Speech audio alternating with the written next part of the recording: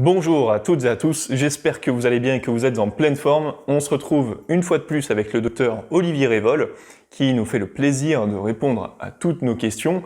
Et aujourd'hui, on voit qu'il y a de moins en moins de professionnels de santé qui sont là, notamment dans certains départements, ce qui pose énormément de problèmes pour les enfants qui ont tout simplement besoin, notamment les enfants tout simplement qui ont un TDAH, qui ont besoin d'être diagnostiqués, qui ont besoin d'être pris en charge. Et donc j'aimerais qu'on voit ensemble quelles sont éventuellement les solutions. Mais avant ça, abonnez-vous à cette chaîne YouTube pour être tenu au courant de toutes les vidéos qui sortiront sur cette chaîne YouTube. Docteur, qu'en est-il de cette pénurie de médecins? On voit qu'il y a de moins en moins de médecins en France.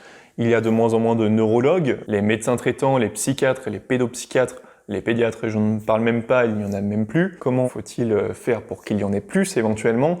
Dites-nous tout. Alors, le problème de la transmission de l'information et de la connaissance le plus large possible de troubles comme le TDAH est encore plus important maintenant du fait de la démographie médicale. Et on sait que on va, dans les années qui viennent, vers une période un peu compliquée où on est nombreux de ma génération, les fameux baby-boomers, ceux qui sont nés avant 60, les années 60, on est nombreux à partir à la retraite, avec une jeune génération qui finalement, d'abord, n'a pas forcément les mêmes codes et la même façon de travailler que nous, d'une part, mais surtout qui est moins nombreuse, puisqu'il y a eu un numerus clausus pour former des médecins et des infirmiers qui pendant très longtemps était trop important. On est en train de l'ouvrir, mais on sait que pour faire un médecin, il faut 8 ans, pour faire un spécialiste, il faut 10 ans ou 11 ans, et que du coup, eh bien, on va avoir une dizaine d'années où ça va être compliqué pour les familles de trouver l'important, c'est-à-dire le médecin de première proximité, le médecin traitant, le pédiatre, qui va faire le diagnostic, et ensuite, une fois qu'il a fait le diagnostic, de trouver le spécialiste.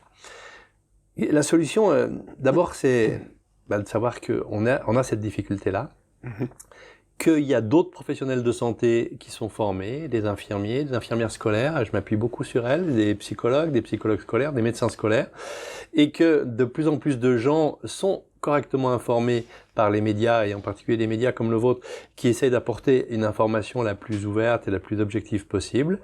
Mais on va pas se mentir, ça va être compliqué de trouver un prescripteur à un moment donné, même si on a la chance que depuis 2 ans, la prescription initiale puisse se faire en libéral avec un neurologue, un pédiatre ou un psychiatre, on n'a pas encore assez de ces libéraux qui soient formés. Alors, la solution, elle est là. C'est-à-dire que de plus en plus, des gens qui connaissaient pas forcément le TDAH, des pédiatres ou des pédopsychiatres, commencent à s'y intéresser et vont pouvoir compenser le fait qu'on sera moins nombreux. Mais il y a une dizaine d'années pendant lesquelles ça va être un peu plus compliqué.